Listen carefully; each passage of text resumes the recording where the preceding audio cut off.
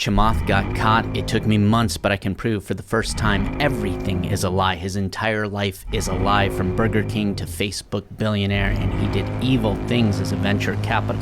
Chamath, what's venture? Venture is basically just a bunch of soulless cowards. Now, look, they're well-intentioned, but they're well-intentioned, soulless cowards. He's not joking.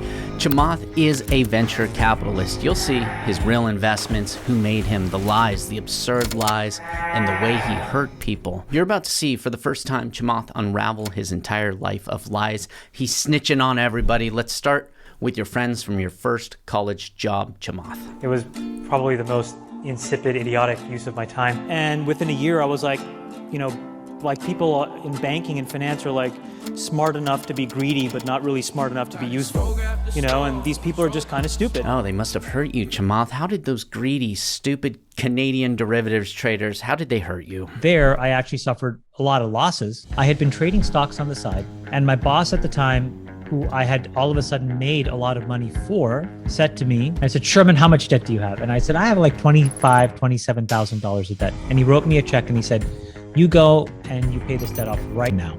It lifted a burden from me. Chamath's boss paid off all his student debt. That's who you're calling greedy and stupid, you spoiled brat. And so I quit, and I got a job at a company called Winamp, which made a media player in the late 90s, early 2000s, bought by AOL in early 2000. I walked into a place which was 6 kids, literally. I learned about platforms back in 99 and 2000 when nobody was talking about consumer platforms. This is a big deal, or an insane lie. Chamath was on the founding team of Winamp. Then AOL acquired it. That's the story. 1999, Winamp before AOL. But then why hasn't the Winamp founder, Justin Frankel, ever mentioned Chamath's name? Until now. A guy named Noah watches this video of Chamath and smells Chamath. We were 7 people, and the things that we did as a 7-person group were pretty impressive back in the day. Winamp was acquired by AOL, and at AOL, I bumbled along into a bunch of different jobs. So obviously he joined before the acquisition. So Noah asked the Winamp founder, did Chamath have any impact? Justin Frankel says Chamath joined the biz dev side well after we were acquired by AOL. If he had an impact, it was not a positive one. He would be in the category of people who helped drive it into the ground via making deals and preventing us from doing things we wanted to do. Dun dun dun.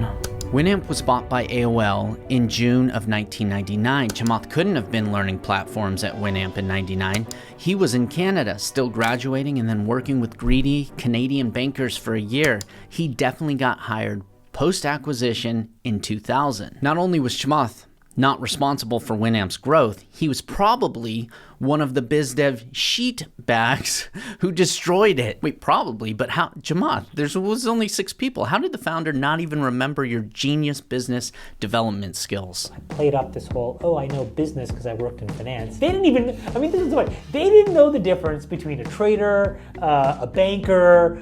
They were like, finance equals business. Do you mean Winamp didn't, or anybody? Chamath bamboozled them. He says he didn't have any practical skills in business development, so Winamp's business undeveloped. It got Chamathed. Done.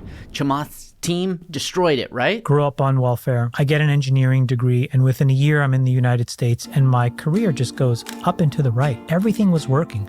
Youngest vice president at AOL, when I was 26 years old, running this big messaging business. No, Chamath, it wasn't working. AOL was a tech giant until you joined. You destroyed it. Causation. But during the mass firings, Chamath's mentors gave him the gift of a lifetime. They promoted Chamath to VP, 26 years old, just a baby. What a gift. Chamath, would you like to thank them? Most people at most companies are really and that was manifested in large degree at AOL. I learned all the things not to do, and that was probably 90% of my learnings, to be quite honest with you. But in 2005, poor Canadian refugee Chamath gets an opportunity so big, it's still hard to comprehend. So in 2005, Sean Parker comes to me and says, Chamath, you have to join this company. And I waited a year, and that year literally cost me $1 gajillion. And the reason was because I got a job offer from Mayfield. And I spent a year basically dry-humping failure until I was like, this is the dumbest thing in the world, I gotta go join Facebook. And he was really dry-humping failure. Only had 2 investments, and they were already headed for the dumpster. David, how much did Facebook offer you to graffiti their office in 2005? It was close, I think close to 60,000. Instead of taking the $60,000, which you really needed, Right. you said, give me stock. Why? I like to party, I like to gamble. And in 2012, those Facebook shares became worth $200 million, making a once homeless David Cho the richest graffiti artist to ever live. Those same stocks are now worth $3.8 billion today. But Chamath was no graffiti artist. He didn't even have student debt, and his 2005 executive stock pay package would probably be worth hundreds of billions of dollars. No joke. Drop the. Just Facebook. See, Chamath joined Facebook, but he could have joined when it was still called the Facebook. Right, Chamath? Don't lie. I went and I worked at Facebook from 2006 to 2011. You know, when I left Mayfield, my parents again freaked out. They're like, what is a startup? What is the Facebook? You know? No, it was called the Facebook. And, you know, my dad is like, it is a book of faces? I don't get it. No, your father was right. I don't get it. Chamath, you joined Facebook, not the Facebook, and not in 2006, but in mid-2007, 2 years after they dropped the from the Facebook. What is wrong with you? Why would you lie about that? Tell me more. Lies. You ended up at AOL, which was huge at the time. What gave you the guts to go with this little company run by this I mean, maybe he wasn't a teenager anymore, but just barely. I think he was 19. Yeah. I don't know. Oh, big shot AOL. Chamath doesn't know why. Stop. AOL was a sinking ship, and Mark Zuckerberg, he wasn't 19, he was 23. Stop lying. Okay, no, keep lying. You know, I had left AOL at the time and I'd been recruited to work at a venture firm, Mayfield. I was getting paid what felt to me like all the money in the world at the time. I'm happy to tell you, $250,000 a year. Huge amount of money for me. This was like line of sight to, you know, getting completely out of student debt. This was like line of sight to, you know, getting completely out of student debt. Wait, you don't remember Chamath? And he wrote me a check and he said, you go and you pay this debt off right now. And I walked downstairs and I paid it off. It lifted a burden from me. A greedy, stupid Canadian banker already paid off your student debt in 1999, you debt-free liar. By 2005, every VC was talking about the Facebook revolution. There's this feature called poking. Like, what does that do? Nothing. Who cares? You know, I mean, it's like I thought about it when I was drunk. Before Chamath joined, Facebook was already the fastest growing website in the world, but Chamath's acting like he built Facebook. Does this chart even mean anything to you, Chamath? It reminds me, frankly, a lot of when we were building Facebook. I remember sitting around our senior executive team, 6 of us, looking at MySpace, who was an order of magnitude bigger than us, and they had 100 million plus users, and we had sort of 15, but we knew that we were eventually going to beat them. Nobody else knew. No, not 15. Facebook had over 50 million users before you joined. I got this chart from you, Chamath. So when people ask you, why'd you take a chance on a teenager while you were dry-humping failure, and you say, I don't know. I don't know what you're talking about. Facebook made you a billionaire, Chamath, before inflation. Wait, why'd you try to destroy your own Facebook shares then? In 2013 or 14, I did something which created a lot of tension amongst my friends at Facebook because I basically sold all my Facebook stock and bought Amazon. Chamath sells and then sells his friends out. It's a habit because you know you can't control Facebook, right? I can't control that. Where I have decided to spend my time is to take the capital that they rewarded me with and now focus on the structural changes that I can control. And then I can go focus on diabetes and education and climate change. And that's what I can do. But everybody else has to soul search a little bit more. Everybody else in the world needs to soul search a little bit because Chamath can only control the world's climate, a billionaire we can trust. Chamath, is there any way us peasants can put our life savings into one of your investments, but it's got to be safe? Well, I actually think this is one of the safest and most interesting investments that I've ever made. Okay, I can take a second mortgage out on my trailer, but this Virgin Galactic can't be no moonshot. No moonshot? So I don't think it's a moonshot at all. In fact, I think this is one of the most interesting, value-laden investments that I've seen in a long time. Sold. People bought in. What does value-laden even mean? Who cares? Trust Chamath. He's an angel with only 2 priorities. Inequality and climate change. Obviously, launching billionaires to space will solve inequality. But Chamath, how does that solve climate change? It doesn't. A new energy expert named Chamath now says to stop virtue signaling on climate change. We need more fracking, more coal, more energy. Virtue signaling is really about getting your poor followers to buy your stock for over $1,000 that's worth around about $3 now. Those poors lost everything.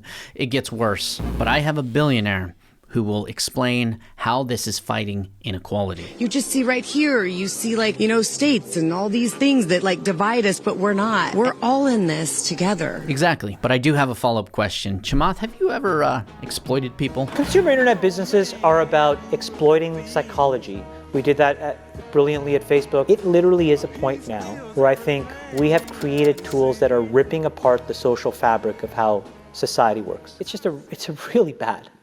It's really, really bad. I did a great job there. I did a great job there. It was Chamath who led growth at Facebook. His farewell letter said, "Don't be a bag. It's all about winning. Everything else comes second, a distant second." And by distant second, he means rip apart their social fabric, destroy society. Chamath, do you realize only a D-bag would write this departing note? I would say, I still believe everything I wrote in that departing note that I sent to the people at Facebook. I did the winning. So no regrets. What did you really mean by we're starting to erode the social fabric of how society works? And what I meant by that is the following thing. Today we live in a world now where it is easy to confuse truth and popularity. And you can use money to amplify whatever you believe and get people to believe that what is popular is now truthful and what is not popular may not be truthful. Chamath is constantly amplifying himself as the next Warren Buffett. But when Charlie C asks, "Hey, didn't you compare yourself to Warren Buffett?" Chamath says, "No, but the media did. Don't trust what you read." He gets fact-checked for lying, but when I click on his annual letter to see the lies, how he compares himself to Buffett, there's nothing there. It's missing. You can delete it, Chamath. Problem is, I'm like a psychotic ex-girlfriend and the internet remembers everything. This is so wrong. Why is Chamath's number so high? It doesn't last. Chamath ends on his greatest year, 2020, when he's basically getting free shares, making millions to sell dumpster fire tech companies during a tech bubble. Yeah, buy my meme stocks. I'm as good as the greatest investor of all time, 9 years in. Oh, really? 9 years in is 1973, but you added a 10th year, 1974. This is like saying you're better than the greatest basketball player ever to sell children fake Jordans. They're not real, so try to get your money back. Yeah, I'm positive. And then when the kids find out they got bamboozled, you say, "Yeah, I said I'm better than Michael Jordan in high school during the worst year of his life." I was cut. Cut why? Because what happened in 1974? Buffett gained it all right back in 76, but 1974 was the worst financial year of Buffett's life, when he and the rest of America lost half of all their money. This is so dirty. It's worse than lying, like backstabbing Buffett to promote your meme stocks. Chamath, there's a dangerous 1970s inflation lesson here. Inflation was destroying insurance companies. So Buffett starts buying a nearly bankrupt company for pennies called Geico. Have you heard of Geico, Chamath? Yes. Even though Chamath has never compared himself to Warren Buffett, ever, Chamath tweets, "Buffett had Geico, I pick Metromile." Translation, I am Buffett 2.0, so sell your grandma's house and give me all your money. But it gets worse. Buffett's record didn't start with Berkshire Hathaway. It started years earlier with the Buffett partnership, where he had not 12% returns, but a whopping 31.6% annual returns for 13 years straight. That lying's not the point here. In 1969, Buffett closed shop and returned all of his investors' money, losing millions, just to say with honesty that he didn't understand the swelling interest rates that were destroying his insurance businesses. He wasn't willing to risk other people's money, like certain arrogant D-bags who sell their followers dumpster fire companies. This was a dire warning to Chamath. Chamath sees we were again printing out stupid amounts of money. Inflation and interest rates were coming. So Chamath uses Buffett's honest name to help his followers, saying, "Hey, this is a great time for you unemployed idiots to invest all your money in my insurance company." Unfortunately, Metromile and Chamath's followers got destroyed by inflation, just like Geico did when Buffett bought it for pennies on the dollar. Chamath, you were supposed to be the next Warren Buffett, but you didn't know insurance. It wasn't in your circle of competence. Did you learn nothing from the teachings of the Buffett? And look, I'm a disciple of Buffett and Munger, and one of the things that they have said for years, which I believe, is you define a circle of competence and you stay within it. And I think it's been clear in his entire investing career that technology is not in his circle of competence. Chamath's talking about Bitcoin now. This gets wild. Don't lie, Chamath. Why buy it? Every financial instrument is correlated. But Buffett, it's all fake, except Bitcoin, but Chamath, which is an fundamentally uncorrelated hedge that Warren Buffett says hedge. Chamath claims Bitcoin is uncorrelated, but I have a Bitcoin expert on the line who says it's totally correlated. Go ahead. But it has traded the last couple of years kind of the opposite. No, it's totally correlated. No, it's a totally correlated asset. I mean, Chamath would know his most famous bet is buying Bitcoin at what specific date? Don't you lie to me. And his name is Wences Casares. He was the one that introduced it to me in 2010. We were actually going to Las Vegas for his 40th birthday. And that's when he pitched me on it. And I remember landing 3 days later and I called my family office and said, buy 1 million Bitcoin. That's how I started. And it was, $80 or something at the time. I made an underwriting decision to buy and then to never think about it again. And by and large, I've never thought about it again. Chamath bought 1 million Bitcoins in 2010, 3 days after Wences Casares' 40th birthday. But that story doesn't make any sense because Bitcoin was trading at 1 cent, not $80, and Wences was not 40. He was 36, you bad friend Chamath. Nonetheless, Chamath bought 1 million Bitcoins one time, never thought about it again, and should be worth about $100 billion today. He's a genius, and he uses that genius 2010 Bitcoin success to sell risky companies. And I really believe in this business. This to me feels like Bitcoin in 2012. To me in 2010, made an underwriting decision to buy and then to never think about it again. Amazon in 15. And also in 2013 and 14, basically sold all my Facebook stock and bought Amazon. This is an enormous bet for me, and I think that Open Door is going to build a huge business. Well, okay, now he says he bought Bitcoin in 2012, not 2010, and Amazon in 2015, not 2013 and 14. to promote Open Door shares for $35, which many of his followers bought and ended up selling for around about 50 cents. And Chamath, of course, forgets to mention his huge list of losses and cherry-picking Amazon in 2015. You're about 2 decades late. Bang! Bang! Facebook, Amazon, Netflix, and Google. Stocks just seem to be moving unrelentingly higher. But these VCs act like they know everything, but how many of their startups actually become multi-billion-dollar Amazons? Well, the answer is it's less than 2%. So what does that mean? Everybody's bullshit. If you're in a seat and there's a massive tailwind of technological change, over time you get 1 of the 20 and you look like a genius. And nobody wants to admit that, but that's the f***ing truth. Pause. Update. Chamath just got one. After hundreds of investments, years, he was the initial investor of Grok, and it just sold its chips to NVIDIA for $20 billion. The AI that ends our world will likely run on these AI chips. I don't care what Chamath says here. This was a genius investment. We don't know how much he sold yet, but this could be one of the most genius VC bets ever. I take back all the awful things Chamath will say and do in this video. Continue. So if anybody looks at you and tells you they know what the f*** they're doing, they're lying. You know, Chamath, when your followers are listening to you on CNBC, drool just coming out of their mouth. So I don't think it's a moonshot at all. In fact, just about to dump their life savings into one of your stocks. Maybe that'd be a good time to tell them, you don't know what the f*** you're doing. Wait, were you lying about buying 1 million Bitcoin in 2010? Or was it 2012? In 2013, I bought a lot. And at one point, I think I had almost 5% of all the Bitcoins. My basis is about $80 a coin. I've never bought more. 2010, made an underwriting decision to buy and then to never think about it again. Bitcoin in 2012. Who really remembers when they bought 1 million Bitcoins one time on their friend's 40th birthday, who was maybe 39, and held it for life? I certainly don't. Point is, he's pumping Bitcoin. It is gold 2.0. And I think he's going to dump it, right? Because of the way he pumped Tesla. And what'd you do, you dirty dog? You're just going to ride, you said 2 or 3 times higher than where it is now. You're just going to ride that wave? Scott, I don't understand why people are so focused on selling things that work. Tesla will double and triple again. Get behind them. Don't sell a share. Just let them create value. Now, it would take a real turd wad to say that and then publicly sell. You still have a sizable stock position in Tesla? No. You sold it? Yeah. When? Over the last few years, we've sort of, not last few years, like really in the last year or so particularly, the prices allowed me to, again. Surprised to hear you say that after what you just said about the company. Well, Chamath was selling the whole time he was telling people to buy it, pump and dump. But when asked if he's ever selling Bitcoin in 2013, he says, nah, boo, I'm long forever. You keep buying, Joss Stein. Chamath is never, ever going to sell you out. And remember, Chamath bought.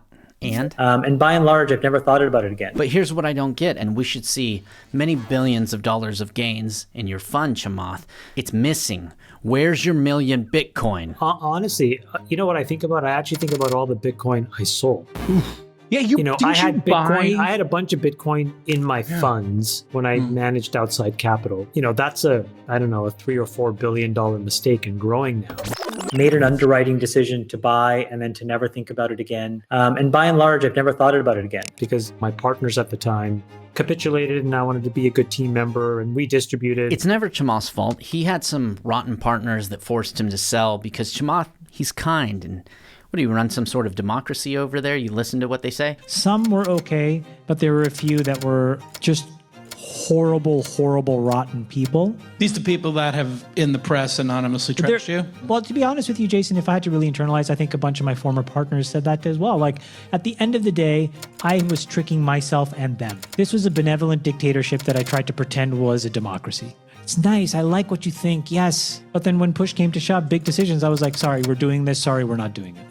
That's not for everybody. And it was for me. And my partners at the time capitulated and I wanted to be a good team member and we distributed. Chamath's a dictator. He pumped and then he immediately dumped, doing things like buying $1 million property in Tahoe with Bitcoin. Joke's on Chamath. If he had kept the Bitcoin, he could have sold it for over $300 million. Chamath's numbers were all wrong here. Poor guy can't do math, basic math. This is an interesting story and the Wall Street Journal wrote about it. Now that piece of land is $1 billion. You cannot calculate this way, right? So it's easy. I calculated this way every day. You can't calculate it that way because it's stupidest purchase ever. No, stop. You can't calculate it that way. Why lie about this?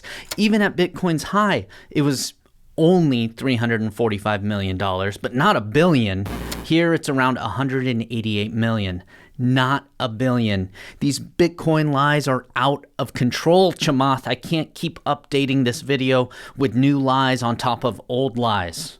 Now, Dictator Chamath was talking about 2018, his firm imploded. Chamath wasn't comparing himself to Warren Buffett until after he started selling dumpster fire companies to poor children. According to Warren, Chamath received hundreds of millions of dollars of basically free shares to sell to his poor followers. Sorry, not Warren Buffett. The Native American Senator, Elizabeth Warren, thought Chamath's investment advice was so bad in 2022, it was a top threat to our nation. Chamath, what happened? Right? 2022, 2023, what happened?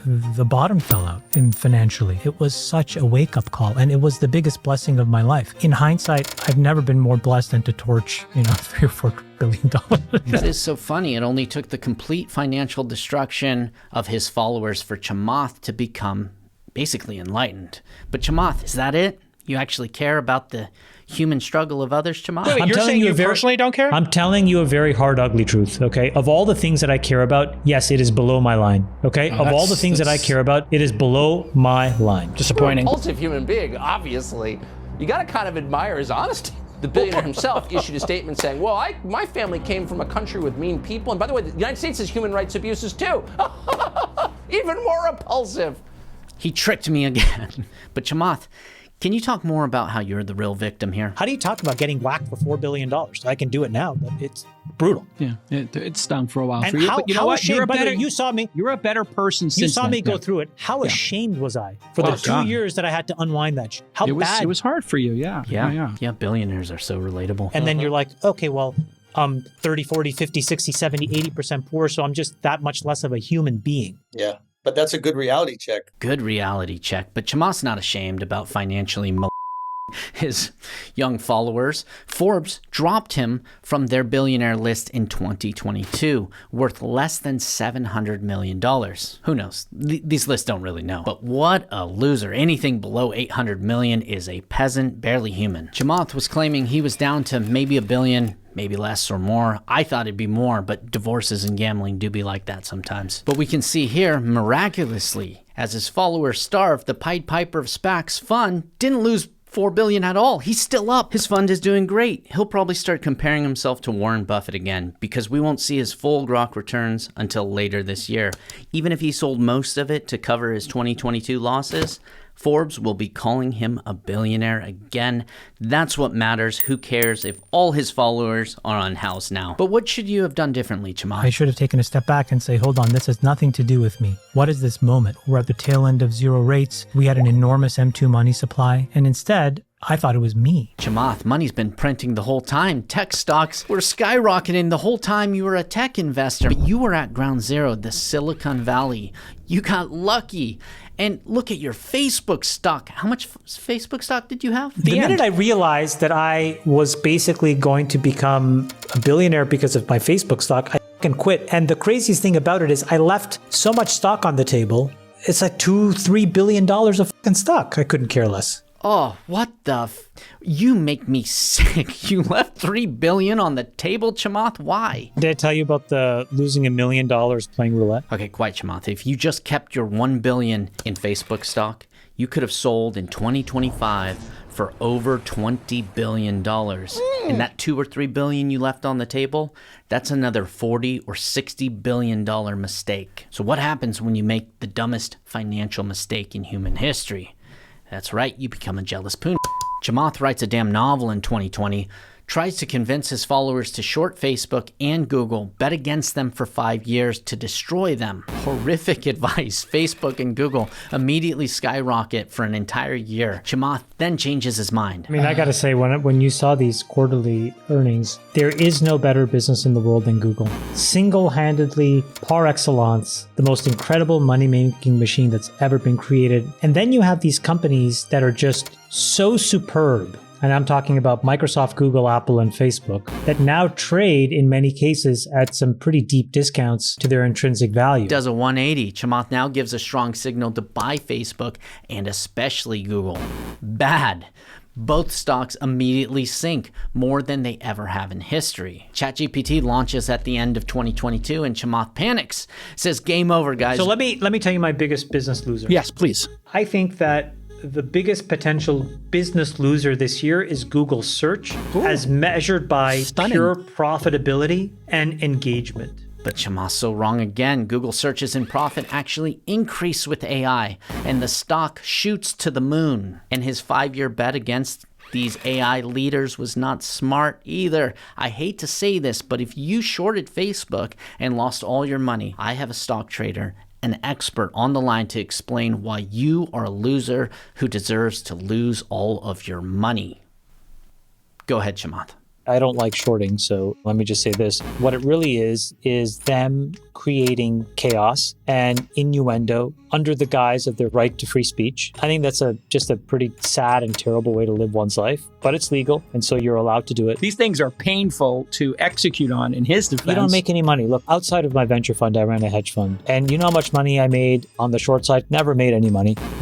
Otherwise, my point is, it's just that shorting is just somebody's ability to cry fire in a theater. Mind you, just a few months earlier, Chamath was telling people to short banks because he thinks it's legal to shout fire in a movie theater. Canadians are monsters. Here's the thing, maybe selling Facebook around 2011 made sense because a 20x return in the Silicon Valley, it's nothing when your bestie, Jason, a tech journalist peasant...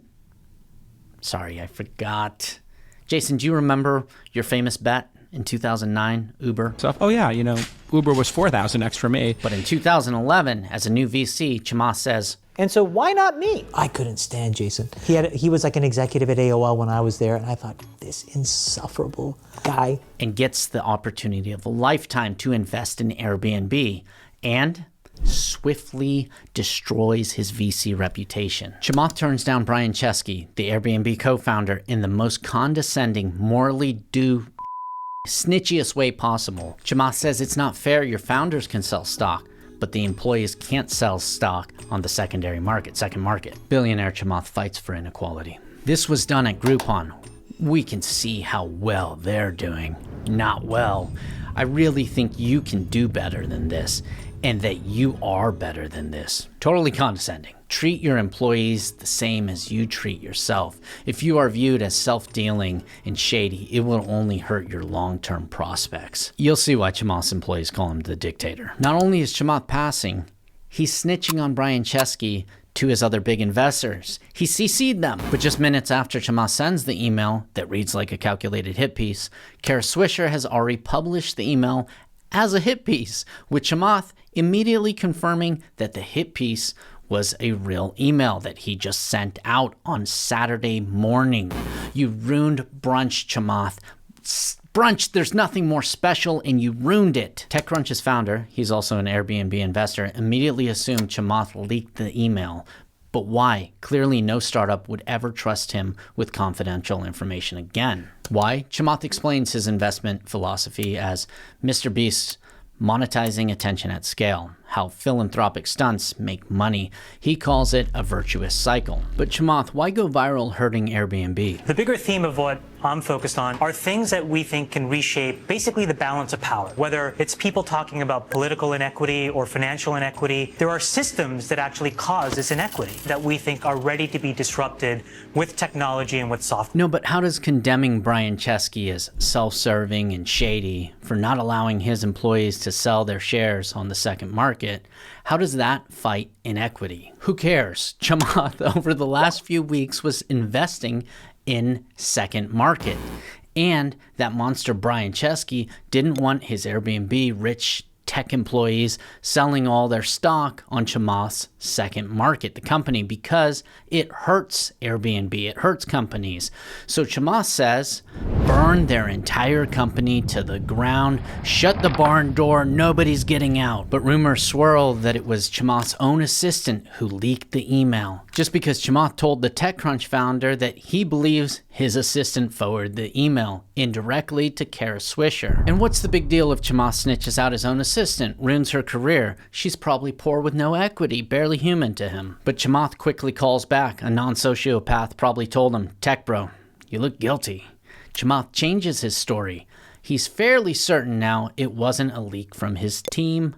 Case closed. Chamath is always an innocent victim. Chamath won. Brian Chesky was forced to let his employees sell shares, but that would have been a mistake. Those shares would be worth millions today. And Chamath says he decided to invest in Airbnb. After all, win-win, you go, social justice warrior. But I have a real social justice warrior on the line who claims Chamath never got to invest. Now, you hesitated on an investment in Airbnb. How did that ultimately play out? I mean, I think, it was an unfortunate situation that the whole thing got public, but it just was, for me, not the right investment based on sort of the structure of the deal. And I think that's really all it was. And you exercised your own Facebook shares, you sold them on the secondary markets, and that enabled you to become an investor. She made it seem like Chamath sold all his Facebook shares in 2011 before they IPO'd. His losses may be worse than I thought, and he's basically broadcasting that Facebook sucks when it was only valued at $50 billion, hurting his Facebook friends right before they go public, before they IPO. Obviously, the IPO was a little bit of a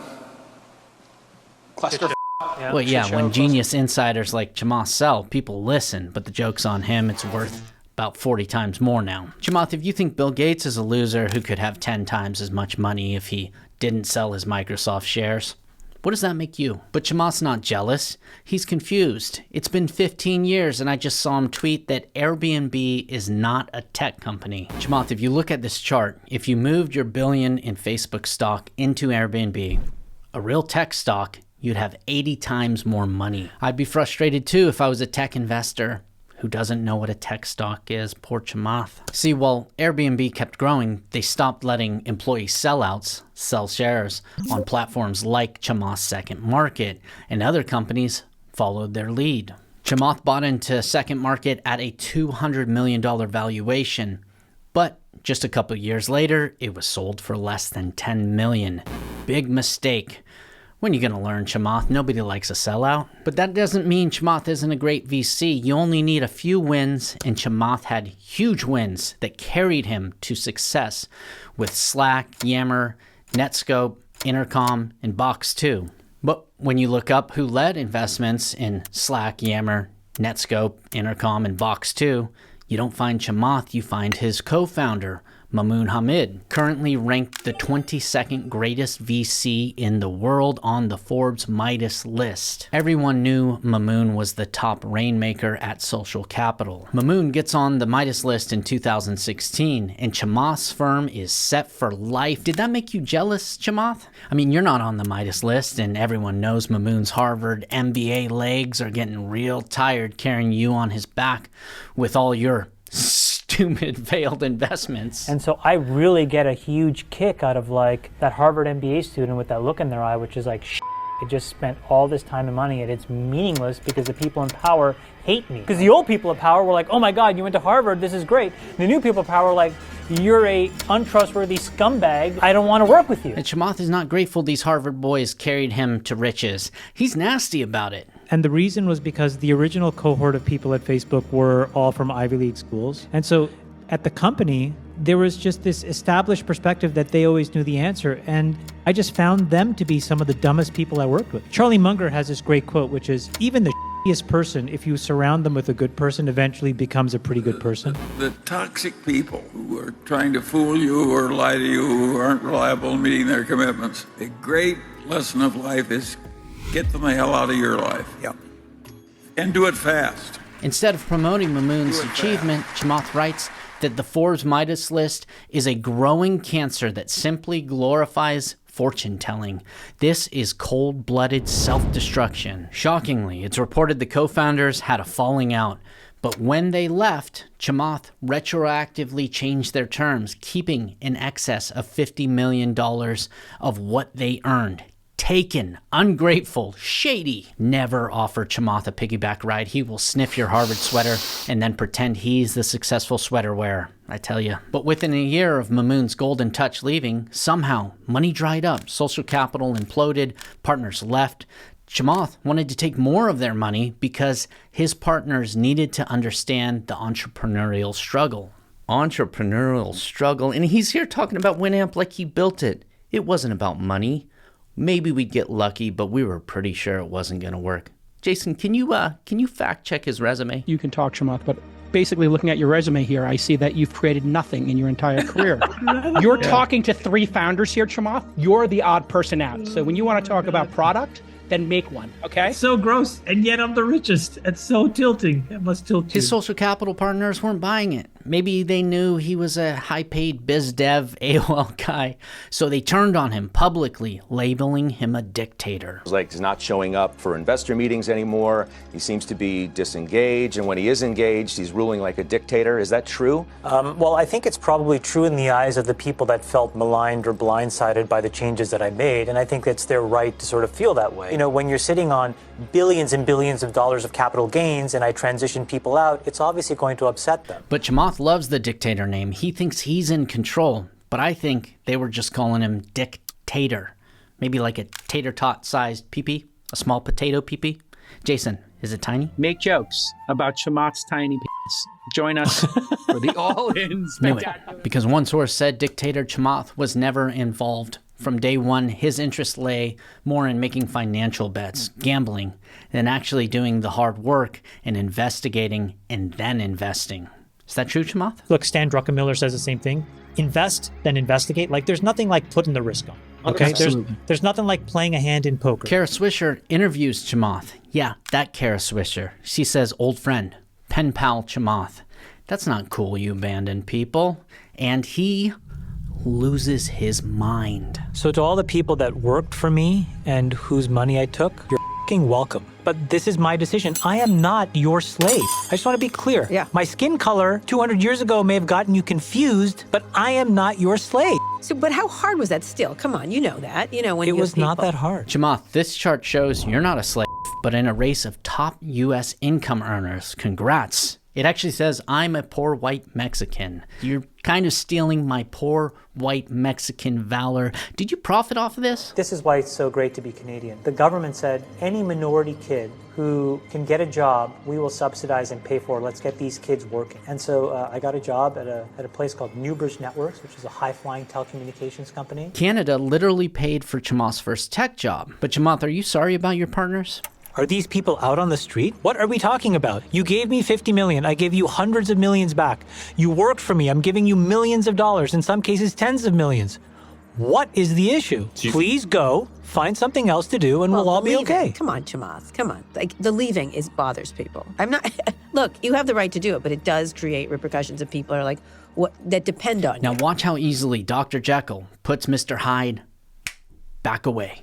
It's impressive. What is the argument? You're telling me, like, you all of a sudden, like, you should legislate who cannot quit their jobs? Nonetheless, it created... It's idiotic what you're saying. Yes, I know. I mean, it sounds really stupid. All right, now, it still creates acrimony with the people who left. Yeah. Correct? Yeah. How did you deal with that? I went to Italy, spent the summer there, had a fabulous, fabulous time. Where'd you go?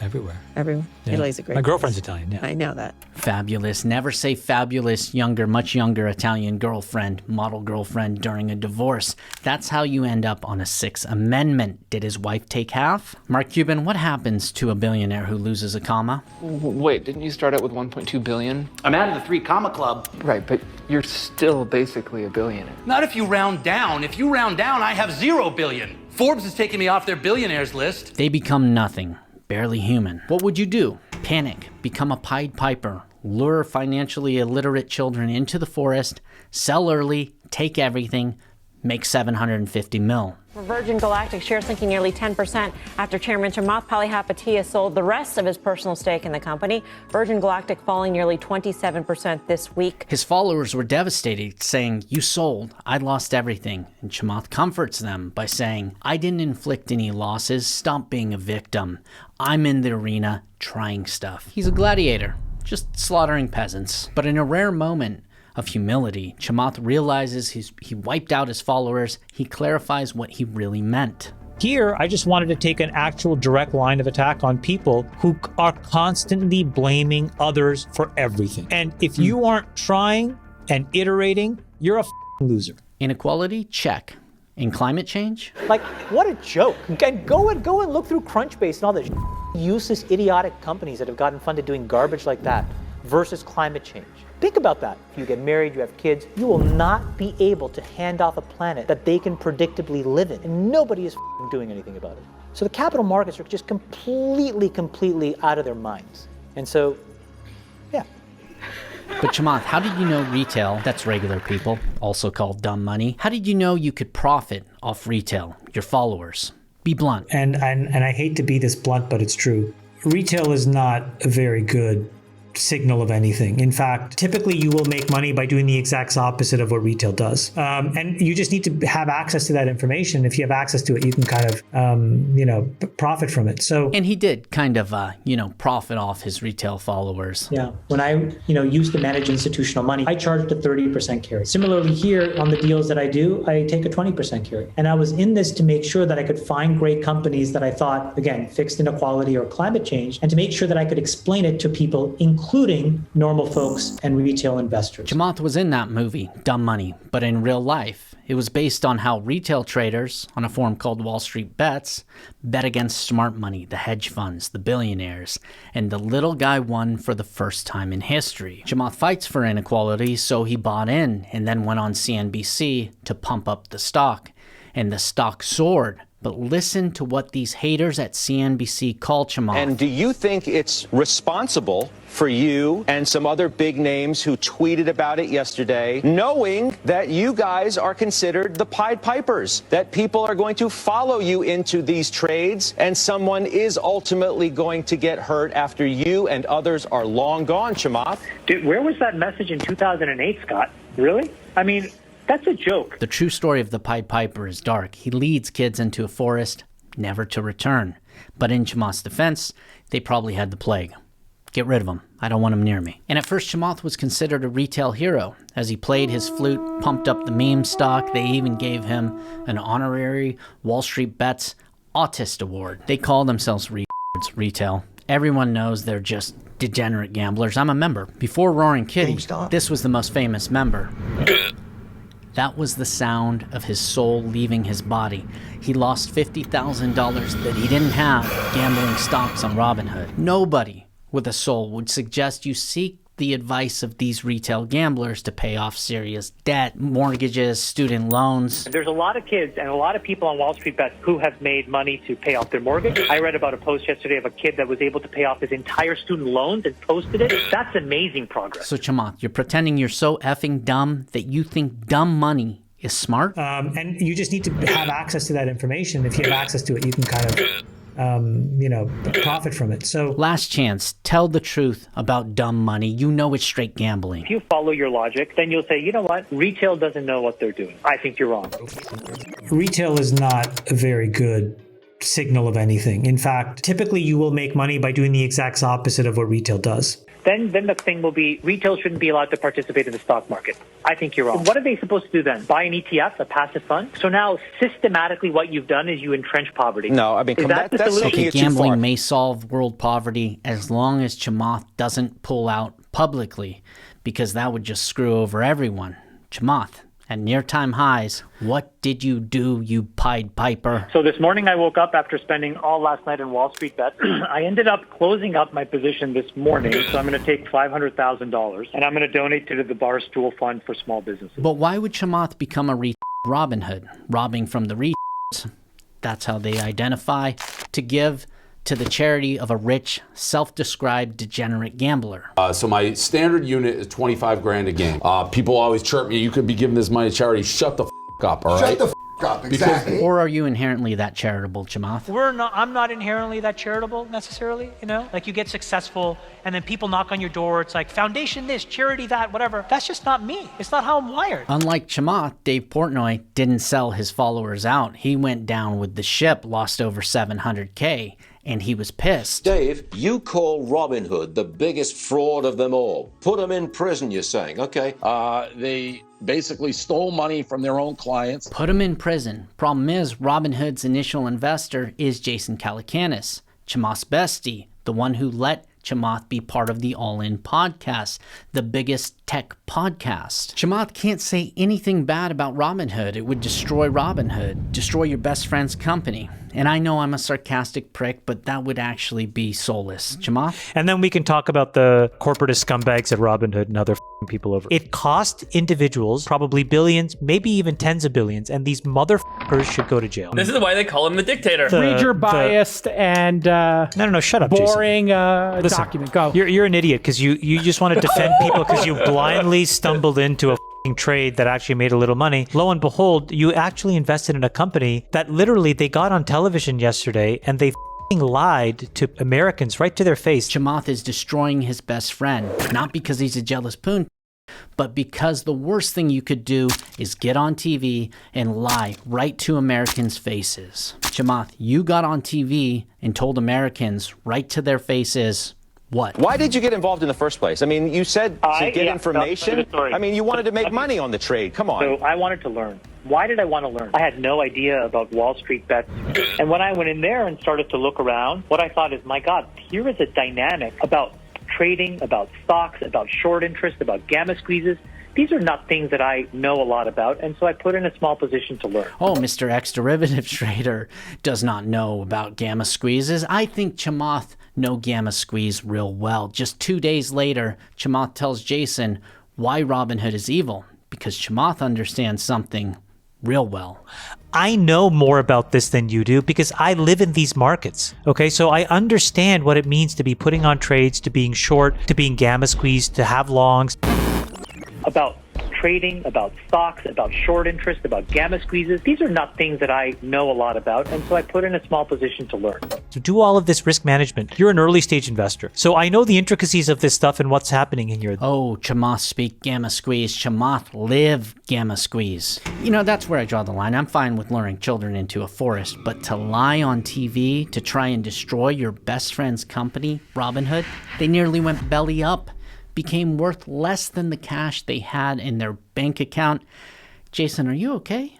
And I take umbrage to you, Chamath, trying to dunk on me because I'm supporting an investment. I think it's a low blow, and I take it personally. I'll be totally honest. Jason, I just want you to know, number one, I love you with all my heart, and I hope you make I hope you make ditto hundreds and hundreds of millions of dollars. But something that touches me equally ferociously is this idea of like the little guy getting run over, somebody that tries to make a trade can't. It feels that each individual is suffering some pretty deep inequity, and I just can't stand that. It really just touches me in a way that tilts me. Jason, can't you see you're in an abusive relationship? He's gaslighting you. And I think you can add an end there, which is you should be talking about human rights in Hong Kong. You should be talking about it in and should be talking about it in China. But he had 115 million reasons to sell you out. See, the very same time Chamath was telling people to hashtag delete Robinhood, he was promoting Sofi, a direct competitor to Robinhood, in Chamath's new SPAC.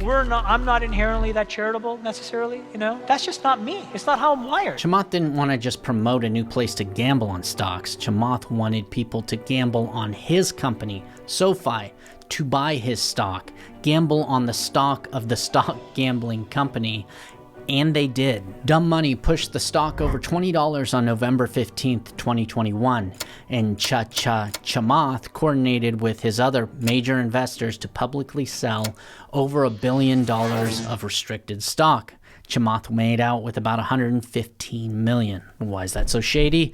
It's way worse than what he accused Brian Chesky of. Employees were not allowed to sell any stock until November 24th, 2021, 180 days after the deal. It's called the lockup period. Somebody that tries to make a trade can't. It feels that each individual is suffering some pretty deep inequity. And I just can't stand that. It really just touches me in a way that tilts me. Chamath publicly sold restricted stock just days before employees were allowed to sell. The stock tanks. He screwed the employees over and all the Stanford Business School students who created this company, working hard towards this day for over a decade. He was their friend, and he betrayed them. He was their friend! Now, instead of warning his followers that he just unleashed a game of musical chairs from hell, and in a few days every shareholder will start panic selling, he tells his followers, yeah, don't panic, keep buying Sofi, I still own 85% of my shares. What he doesn't mention is he can't even sell all his shares until the lockup period expires on November 24th. But after the 24th, they're no longer restricted, and he doesn't need to notify the SEC. So we don't know if he sold everyone out completely, but I doubt he kept much because Chamath's now promoting a major Sofi competitor on the largest tech podcast. Freebird, did you follow up with the guys from Robinhood to get the gold card? Well, he was the only one. Vlad texted me and said, "Hey, I got one. Freebird's he's the only bestie without it." So I said, "David, get one." This gold card. Oh, look, I have mine here. Here, I have mine. The Robinhood gold card? Texting with Vlad, Chamath, you said they should all be in jail. And remember, hashtag delete Robinhood, assholes will you. What about your Sofi followers? Why, Chamath? Why? I want the fucking money. I will play the goddamn game and I'll win because I want the money. Because I want to extend my influence. Problem is, she just saw this everyone turn into Smeagol right in front of her. So she says, hold up. I'm just going to say this exactly as it's coming. How do you keep that power from corrupting you? I have no idea. Just reminding myself, like I made $4.55 an hour at Burger King. I would get a $50 check and I'd buy bus passes. That's awesome. But now as I say it, I'm like, okay, I started as a good, earnest person and I need to stay a good, earnest person. So I don't have a good answer. Yeah, he'll figure it out. Chamath will figure it out. He constantly reminds everyone, like Jesus, he started off poor. Just an earnest, humble, but so earnest Burger King employee. But Chamath, you sound a little shady. Are you sure the most earnest you've been in your entire life was at Burger King? Listen, I'd love to tell you I was a good kid, but I was kind of like, I was a little shady. Burger King, I'd figured out a Whopper combo, and you say $5.12. They literally take out $5.12. And so all you need to do is be in cahoots with the guy in the back for for him to make the Whopper, and you don't put it in the till. So like we would come up with all these little things because like at the edges it would just make us feel a little bit more like empowered, like an extra $5 made a difference for us back then. So that's kind of like the kid I was. I was kind of like, not that great in school. So he wasn't earnest, he was a burger thief. Somehow he forgot to mention his real life story and reminds everyone all the time he's just a poor, earnest Burger King self-made billionaire. It's not like you were stealing from a charity or something, right? And then when I wasn't working at Burger King, a friend of mine and I would go to the charity casinos all around Ottawa, and we would play blackjack, and I learned how to count cards, and I would take that 100 and I could probably spin it up to 150. So all of a sudden I had a couple $1,000. Then I took the couple $1,000 and then I went to the casino in Montreal and I lost it all, and I had to come back and start all over again. So that was the cycle. From a charity casino and then losing it all while your father struggled in poverty to keep you in school? Were you always a pathological liar, Chamath? I was a pathological liar about it when I grew up, and all my friends knew that I was lying. I would have them drop me off like 18 blocks away from where I actually lived and would walk home, and I pretended I lived in a house that I didn't live in. I mean, it was crazy because I went to this rich high school and I was like the only not rich kid, and so it just created all these things that has taken me a long time to unpack. Chamath led Beacon, maybe the most disturbing advertising method in the history of the internet. Everyone knew it was so not cool. And then there was this thing called Beacon, which that was like me, Mark. It was so funny. The thing that we all spent the time on because we thought it was the coolest was just a huge disaster, obviously. Right. Lawsuits and so you never know. Okay, everyone knew, but Chamath and Zuckerberg, they thought it was the coolest. By the end of 2007, even Palihapitiya acknowledged he had done a miserable job. Chamath, that's the opposite of a great job. I did a great job there. If I were you, I'd fire me, he told the Zuck. But Beacon ads were so not cool. People would buy a diamond ring for 50% off, maybe for a mistress, and Facebook would track their purchase and then turn it into an ad. Nick Burgess woke up to see he was used in an international ad for a 55-gallon drum of lube, and this is before Diddy normalized large lube purchases. You're sick, Chamath. Before Beacon, people didn't even know the internet could track them. So we old world people, we were appalled. The Fortune headline read, R.I.P. Facebook. Facebook was the coolest. It really was before Chamath. As soon as they hired this AOL biz dev guy, Forbes writes, in the space of a month, Facebook's gone from media darling to devil. Chamath, without permission, turned our most private purchases, travel arrangements, embarrassing movies, not just embarrassing, the world's privacy was morphed into ads. This is actually evil. Vegiclean, huh? What's the matter, honey? Little extra cheese on the taco? Excuse me? No, excuse me. Price check on Vegiclean, aisle 5. I repeat. Simplex 2 on aisle 4. But what if someone bought a toy or bought some medicine that shows that you have a disease or something like that? Executives fought until 2 a.m. warning bad things could happen. But the Zuck gave Chamath the green light to put their customers on blast. What happened to your lip? Did another man bite it? Can a man have a cold sore? I'm tired. He's pushing himself to You're lucky I showed up. Simplex 2 on aisle 4. Nicely done! But Chamath was falsely assuring the New York Times that an opt-out, not on Facebook, but every website you shop on, would end the transfer, the information transfer. But Facebook confirmed that Chamath was a liar after faced with technical evidence from a California researcher. Chamath, why lie? Lawsuits, FTC suing us, people telling me on the New York Times I lied about how cross-site scripting worked. I'm not going to lie about cross-site scripting to the New York Times. New York Times? I mean, really? Like, that's what I'm going to lie to you guys about? So stupid. Did Chamath lie? You decide. Here's the transcript. If they decline to publish on Facebook from Fandango, does Facebook still receive information about my purchase? Chamath, absolutely not. But Facebook absolutely did. I mean, really? Like, that's what I'm going to lie to you guys about? So stupid. He's right. It is so stupid to lie about this when they have proof. And then what happened? At that point, we were seeing this what looked like monotonically negative growth. And we were like, oh my God, what's happening? It was like 25, 30 million people. So we came up with this idea, okay, we're going to focus on growth. And we went and created a team. Chamath immediately lost 25 to 30 million users. How do you lose that many? He only started with 50 million. Chamath was forced to lead a new growth team because he turned the fastest growing startup ever into negative growth. But Facebook waited nearly 2 years to shut down Beacon after the lawsuits. And even Chamath's bestie tried to get Chamath to admit the growth became just too evil, too maniacal. The maniacal focus on growth, was it at times too maniacal that, that's why we saw some of these 100%, and it was the absolute right thing to do. 100%.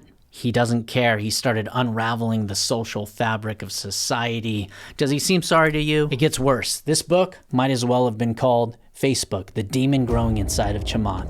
What did that feel like, Chamath? Which is, I feel kind of tense. I feel this thing building up inside me, and then I start to feel like I'm getting short-tempered, and then I'm getting angry, and then I get bursty, and I'll pick on people. And in the office, it was so funny because like at Facebook, there's all this lore about me and my behavior there, but fundamentally, it was probably because I was dealing with a lot of stuff that I had never really dealt with. Chamath's not apologizing for the nightmare he created. None of this is his fault. When Chamath felt someone did something stupid, a reliably frequent occurrence, he would publicly unleash a fusillade of insults, just verbally assaulting grown adults lined up in a circle. He mocked people's receding hairlines. Speak for yourself. What are you talking about, bro? My hairline's incredible. I'm 50. I mean, it's not bad. Another former executive who would only talk about polyapatia if I turned off my tape recorder was almost in tears as he recounted the verbal abuse he took from polyapatia. It was as if he was still afraid that polyapatia might emerge from behind the bushes and resume his battering. When I asked polyapatia about this, his reaction was unapologetic. Get out of my way, Chamath says about the people who probably felt intellectually bullied. He's proud of it. They must feel really bad as they lounge in their chinchilla blankets and their multi-million-dollar mansions right now. Chinchilla blankets. But what do we know about intellectual bullies? They're all deeply insecure about being intellectually challenged. Huh? No one would ever say you're insecure. Oh, I'm deeply. Yeah. Why, Chamath? A lot of my success was always rooted in this massive inferiority complex that I had. Not white, not rich, not well educated, blah, blah, blah, blah, blah. But it's when Chamath is called out, he becomes an intellectual bully and says, no, you're stupid, Jason. Jason, are you stupid? Like, wasn't the journalist that exposed the fraud at Theranos? And now may I respond to that since you call me stupid? You are delusional. Number one, every one of those investors in Theranos could have taken a blood test at 2 different places and prove that Theranos didn't work. This was a failure of the investors. Jason blames the Theranos scam on idiot investors, recklessly betting without any investigation. Invest, then investigate. Like, there's nothing like putting the risk on. Chamath, it's no biggie. Why not test the single drop of blood results with an actual lab? Why are you so triggered? You called Jason stupid. And all of a sudden, the light bulb goes off, and I'm like, you did what? And I can replace a $600,000 machine that you use to analyze your blood. And I said, go on. And he's like, well, it'll only be a drop of blood. I funded it on the spot. Didn't talk to my partners, didn't talk to anybody. I'm like, you're done. Boom. I mean, this is like so beautiful. So that's why this thing has to work. That's not enough blood to do all the tests that every time you create something new, there should be questions. Well, at a minimum, the outcome is when you go to the doctor, a basic metabolic panel, a complete blood workup, a lipid panel, whatever you want, it will tell you in 3 minutes or less with a drop of blood, okay? But the best case... It looks like Chamath was the only one who invested in integrated plasmonics. Poor Chamath fell for the same Elizabeth Holmes single drop of blood testing BS. You can't just wear a turtleneck and pretend you're Steve Jobs. Chamath was just too ashamed to admit, me too, Jason. You're not stupid. I was the stupid. Were you? In school? Bad grades? I actually wasn't even supposed to go to Waterloo because I didn't think I could get in, to be completely honest. I had pretty terrible marks in high school, so this is a repetitive theme here. Wait, so if you weren't book smart, what makes you think you're this intellectual bully? You have said in the past that you had a chip on your shoulder when you got to Facebook. What was that about? I was a marginal student, academic probation when I started, and functionally literate when I graduated. But I did really well in my co-op terms, in my work terms. And so I graduated with this sense that I was really competent. I know I may not have been book smart, but I was life smart and street smart. Yeah, sometimes people like to tell us we're stupid. Nah, we're just street smart. No, the book claims the chip on polyapatia's shoulder that came from not attending Stanford or an Ivy League seemed big enough to leave a permanent depression on his clavicle. Is that true, Chamath? You just can't accept they went to a better school? I spent $12,000 a year to get an electrical engineering degree from a place called the University of Waterloo, which globally is as good, frankly, better than MIT. But I think Chamath is jealous. All these smart people seem to think his school is knockoff water from Costco. Because, I worked with a lot of really smart people that were dramatically more educated and overqualified than I was. And frankly, I thought I was just as smart, and many times I was smarter. It's pretty smart. Oh, your man got an MBA? That's crazy. Yeah, I can get you a fake piss test in under an hour. And I bumbled my way through high school. I bumbled my way through college. Doesn't mean I was worse. It actually means I was probably smarter because I was thinking about these more complicated, nuanced psychological situations and issues that actually has allowed me to get to a much more interesting place as a self-actualized human. What? But where does society value that? I could be a complete crock of horse. Not only is Chamath as smart as the smartest Silicon Valley geniuses, smarter even, he's a self-actualized human. But he has legitimate reasons to feel self-conscious. In the Silicon Valley, we have a caste system, and a great software engineer is at the top. Godlike, they say. How'd that make you feel, Chamath? We used to celebrate the engineering culture. You. And I had this real chip on my shoulder because my background was in EE, and I didn't even think that coders were engineers. I'm like, no, I'm an engineer. I'm a device physicist. That's engineering. You're scripting. And I remember just having this massive chip on my shoulder. And this is just sad because Chamath never physicisted a device into existence. BizDev, AOL. But Steve Jobs didn't know how to code or build either. He could scream though. I already fired you! Why are you still here? And Chamath had an obsession with Jobs. He wanted to destroy him by spending months building an even more beautiful phone, the Facebook phone. But somebody with some decency must have notified Chamath that a Facebook phone is a cringe idea. And then the last one he said to me was like, I'm going to go build a mobile phone. Do you want to come do that with me? And I had 4 simultaneous reactions. The first was like, that is incredibly stupid. Why are we doing that? There's like a secret group inside of Facebook that is building hardware phones. No, see, that's always been the wrong strategy for us. And anyway, a lot of very wise people being like, don't do that. The phone itself was a giant failure, massive, costly failure for Facebook. Could have been cool, but there was that Beacon disaster. Nobody wants a Facebook phone now. Her Simplex 2 on aisle 4. And they pulled the plug. Chamath left Facebook altogether in sadness. Wait, what did you think social capital meant? So I think Facebook and Twitter primarily are rewiring social capital, right? If you have 50,000 followers on Twitter, you're more important than a person that got, a dual PhD from Johns Hopkins and Cornell. I think that's really good because that person otherwise would have stumbled and bumbled forward, and now that person is running the Fed. That doesn't make you better than anyone. If people find out you're a Pied Piper piece of trash, and people did find out, this part is worse than everything else, even his CNBC friends turned on him. But that in fact Chamath Palihapitiya and other investors clearly knew about it as part of the diligence process in advance. Of course, the public did not know. Smells crappy with everything going on, and the poor retail people in buying the SPAC that they didn't need to know, Andrew. I mean, and Chamath, Mr. Retail proponent, I'm a billionaire, but I love you and I'm one of you. It just reeks. I read that Hindenburg report yesterday. What was Chamath hiding? The Hindenburg report found the DOJ was specifically asking about upcoding, or the practice of overbilling Medicare. And Clover Health admits Chamath was fully aware of this upcoding investigation. But Chamath, why did you tell us poors to invest in your Clover Health? And the reason why is because they create transparency. They don't play games. They don't motivate doctors to upcode or do all kinds of things in order to get paid. Chamath says no upcoding. Invest. But Clover Health investors sued and won $22 million after accusing Clover Health of not being transparent, specifically about upcoding or upbilling, overbilling Medicare. It's basically stealing from the pockets of sick people.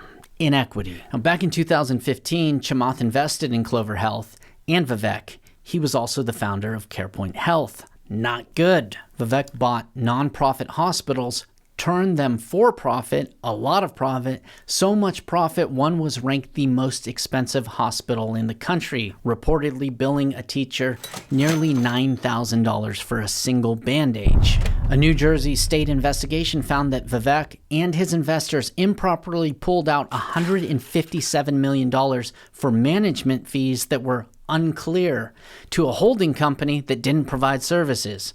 Vivek called it incentive payments. Incentive for what?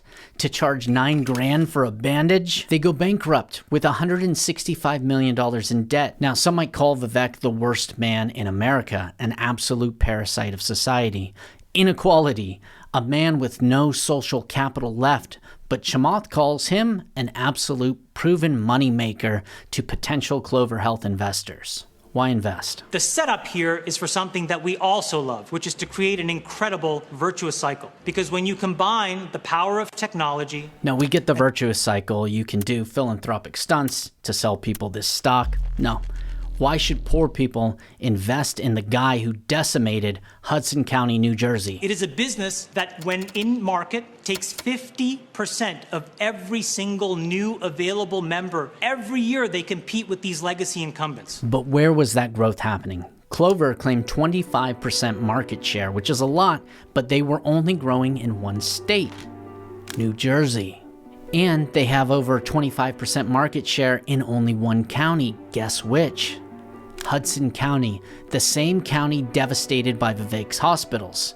Wow, amazing hospital technology adoption when you own the hospitals.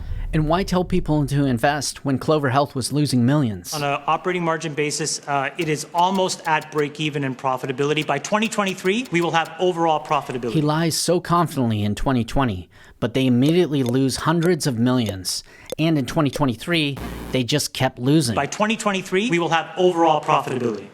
And they lied to Americans right to their face, and these motherfuckers should go to jail. But luckily, Chamath sold out most of his shares by 2022, and he got $20 million basically for free for telling you to buy them. He's such a smart investor.